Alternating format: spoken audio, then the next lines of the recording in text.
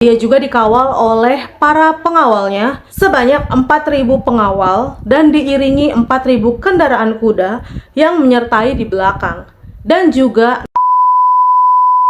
Assalamualaikum warahmatullahi wabarakatuh. Hai, apa kabar? Semoga selalu sehat dan selalu bahagia.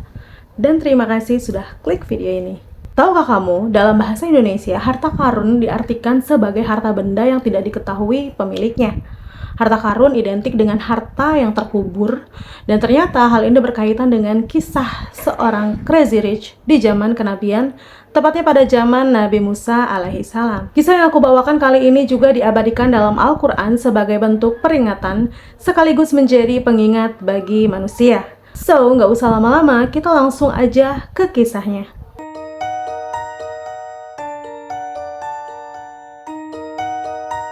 Korun adalah seorang crazy rich di antara kaum Bani Israel pada zamannya. Siapakah sosok Korun? Keturunan Korun dan juga Nabi Musa ini masih berasal dari keturunan Nabi Yakub alaihissalam. Karena keduanya ini merupakan cucu dari Kuhas bin Lewi, sedangkan Lewi adalah saudara dari Nabi Yusuf alaihissalam, anak dari Nabi Yakub alaihissalam. Nama lengkap Korun adalah Korun bin Yashar bin Qohit atau Kuhas bin Lewi bin Yakub bin Ishak bin Ibrahim alaihissalam. Korun merupakan adik kandung dari ayah Nabi Musa yang bernama Imran. Korun juga seringkali disebut dengan julukan Munawir karena keindahan suaranya dalam membaca kitab Taurat. Beberapa ahli tafsir seperti Qatadah, Muqatil, dan Al-Kalbi bahkan mengatakan bahwa Korun memiliki bacaan Taurat paling bagus di antara kaum Bani Israel. Korun diakui sebagai seorang ahli dalam ilmu kitab Taurat, bahkan dianggap sebagai seorang pakar setelah Nabi Musa dan Nabi Harun. Korun sebenarnya sangatlah miskin harta. Ia juga dikenal memiliki banyak anak. Hingga suatu kesempatan, Korun ini meminta kepada Nabi Musa untuk mendoakannya kepada Allah Subhanahu wa Ta'ala. Untuk apa? Untuk diberi kekayaan harta benda. Dan Nabi Musa kemudian memanjatkan doa kepada Allah agar Korun menjadi kaya raya. Dan tak disangka ternyata doa dari Nabi Musa diijabah dan dikabulkan oleh Allah. Korun seketika menjadi kaya raya. Saking kayanya Korun, kalian bayangkan ya, karena nggak terbayang sama aku. Korun kan punya gudang, ya, gudang harta, bahkan nggak cuma satu atau dua, tapi ribuan gudang harta yang melimpah ruah, yang tentu aja dipenuhi emas, perak, intan, dan juga permata. Bahkan kunci-kunci gudang harta bendanya ini harus dipikul oleh beberapa orang atau usbah. Usbah sendiri adalah sekelompok orang. Jadi satu usbah itu kira-kira 15 sampai dengan 20 orang yang kekar. Namun Qatadah mengatakan satu usbah itu berisi 40 orang. Dan Al-Kalbi mengatakan 12 orang. Dan sebagian ulama berpendapat bahwa satu usbah terdiri dari 70 orang. Bayangkanlah ya sama kalian ya.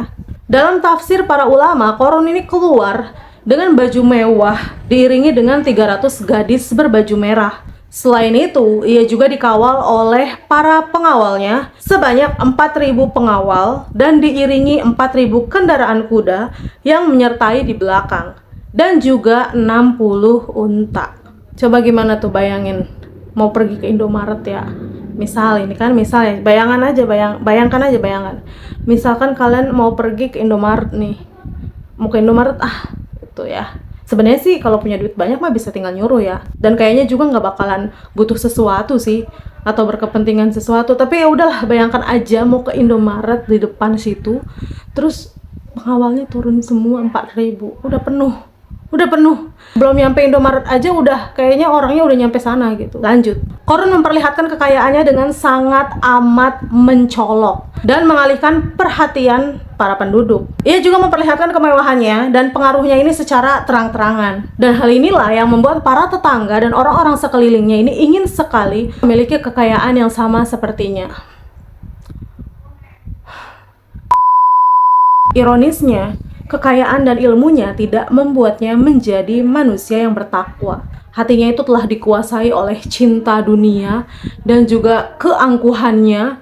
Korun berubah menjadi sosok yang amat sangat pelit dan juga kikir. Ia tak mampu mensyukuri nikmat yang diberikan oleh Allah Subhanahu wa Ta'ala dengan harta kekayaan yang luar biasa banyak. Karena meskipun berkerabat dengan Nabi Musa pada masa itu, Korun yang pandai berbisnis pun ini memilih untuk memihak kepada Raja Firaun dengan mendukung dan menyokong pemerintahannya. Maka nggak heran apabila hartanya ini semakin melimpah ruah. Meskipun memiliki harta yang sampai tumpeh-tumpeh ya, si Korun ini juga sering mengambil harta dari Bani Israel yang lain. Jadi udah pelit, kikir, maruk ya, serakah. Dan meskipun begitu, Nabi Musa seringkali menasehati Korun. Namun Korun nggak peduli. Dia memilih mengabaikan peringatan Nabi Musa. Dan bukan hanya Nabi Musa aja, tapi banyak orang yang peduli. Dan mereka juga mencoba menasehati Korun dan memberikan peringatan dan juga nasihat gitu. Tapi tetap aja diabaikan oleh Korun. Dia nggak peduli, yang penting dia tuh sekarang itu udah sukses, sudah banyak segala-galanya dia punya gitu kan. Udah berasa orang paling kaya, padahal masih ada yang jauh lebih kaya lagi. Tapi pada masa itu dia udah merasa ya udah, aku udah orang kaya cuy. Sampai-sampai kekayaan yang dianugerahkan Allah Subhanahu wa taala ternyata membutakan mata hati Korun. Dengan harta itu Korun sudah berubah. Ia menjadi orang yang sombong, sangat kikir, terus apalagi tadi serakah, dan enggan menyedekahkan harta miliknya kepada fakir miskin dan juga anak yatim. Karena Korun ini ngerasa kalau seluruh harta bendanya ini didapatkan semata-mata dari ilmu dan juga usahanya sendiri, tanpa mengakui bahwa segala sesuatu ini berasal dari Allah Subhanahu wa taala, berasal dari izin Allah Subhanahu wa taala. Korun melupakan bagian harta milik mereka yang menjadi hak mereka. Meskipun berubah sikap ya, Nabi Musa ini tetap memberikan nasihat-nasihat meskipun terus diabaikan. Udah gitu aja terus ya kan. Korun.